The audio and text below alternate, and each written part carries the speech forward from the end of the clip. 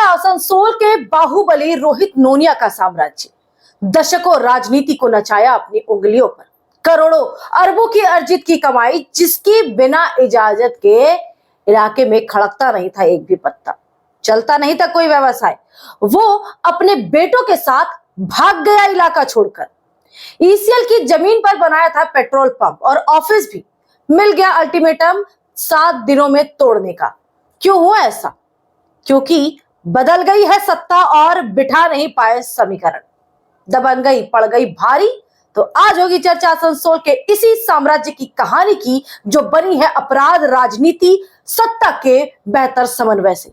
आप जुड़ चुके हैं आर्थिक धारा के साथ। अभिवादन स्वीकार करें श्वेता पांडे का। चैनल को सब्सक्राइब कर लीजिए, बने रहिएगा पूरे वीडियो में हमारे साथ, क्योंकि यदि समझनी है पूरी कहानी तो देखना होगा पूरा वीडियो।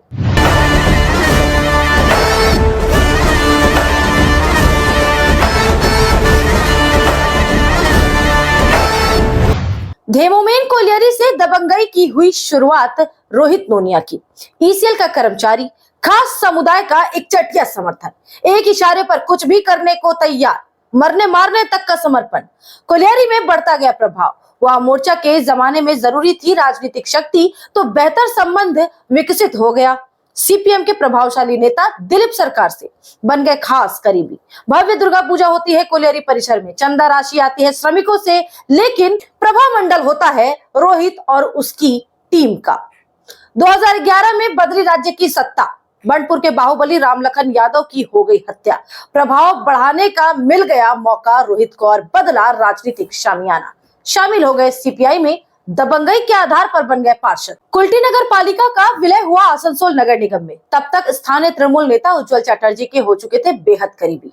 बदल ली पार्टी और शामिल हो गए टीएमसी में, साथ ही अपने बेटे संजय नोनिया को उतार दिया राजनीति में। सीपीआई ने बेटे के खिलाफ दिया प्रत्याशी, बावरी समाज से एक प्रतिनिधि, क्योंकि रोहित नोनिया के खिलाफ उनमें था भारी आक्रोश। इसी टकराव ने लिखी है कहानी रोहित के बर्बादी की। इस पर बाद में करेंगे चर्चा। पुत्र संजय नोनिया ने जीत दर्ज की रिकॉर्ड मतों से। उस वक्त मेयर बने जितेंद्र तिवारी और मंत्री थे मलय घटक। उज्जवल थे संरक्षक।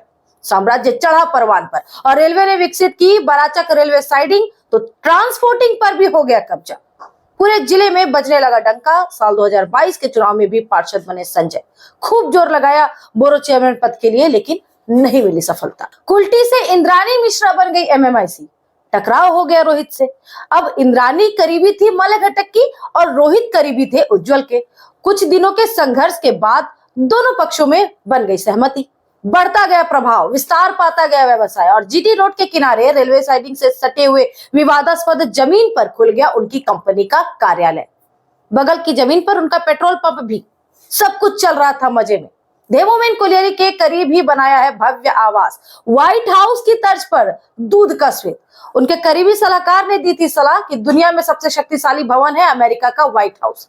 आसनसोल में सिद्ध करनी थी अपनी दबंगता, तो बना लिया अपना व्हाइट हाउस। साल 2026 का आया विधानसभा चुनाव। राजनीतिक हवा का बदलने लगा रुख। बीजेपी के आने वाले थे अच्छे दिन।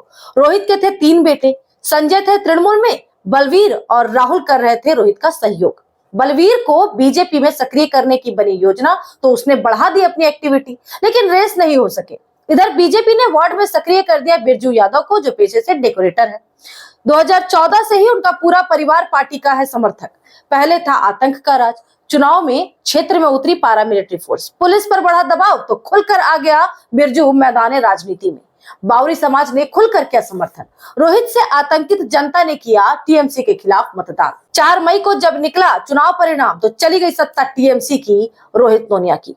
बेटे बलवीर से बहुत आगे निकल चुका था बिरजू। विधायक डॉक्टर अजय पोद्दार और उनके पुत्र सहित जिला महासचिव केशव पोद्दार का बन चुका था खास। फेल होने लगी रोहित की राजनीतिक गोटी और अफरा तफरी में रणनीति की गई तेज। तब बड़े बेटे संजय का पार्षद पद और टीएमसी सदस्यता से कराया गया इस्तीफा, ताकि बीजेपी को दिया जा सके पॉजिटिव मैसेज। बिरजू के नेतृत्व में सक्रिय भाजपाई समझ रहे थे पूरा खेला। नरेंद्र मोदी के 12 वर्ष पूरे होने पर आयोजित कर दिया वार्ड में बड़ा कार्यक्रम। रोहित पिछड़ने लगे राजनीतिक बिसात पर, तो हो गए विस्फोटक। कार्यक्रम के समापन के बाद बिरजू और उसके परिजनों पर हो गया हमला। आरोप लगा रोहित नोनिया और उनके बेटे पर, उनके रणनीतिकार सुजीत सिंह, उनके सहयोगियों पर भी। यही हमला बन गया ब्लंडर, जो बना है उनके साम्राज्य के अंत का कारण। पर कहानी नहीं खत्म होती यहीं पर। यह थी अपराध, राजनीतिक, सत्ता, दबंगई के गठजोड़ की कहानी।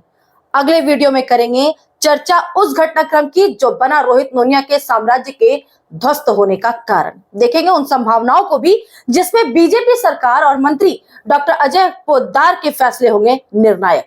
समझने की कोशिश करेंगे उन समीकरणों को भी जो भरेंगे रोहित नोनिया के गैप को। इंतजार करें चंद घंटों का, शीघ्र हाजिर होंगे स्पेशल जानकारियों के साथ। बने रहे आर्थिक धारा के साथ, क्योंकि हम जुड़े हैं अपनी माटी अपनी छाती से। Stay tuned for part 2।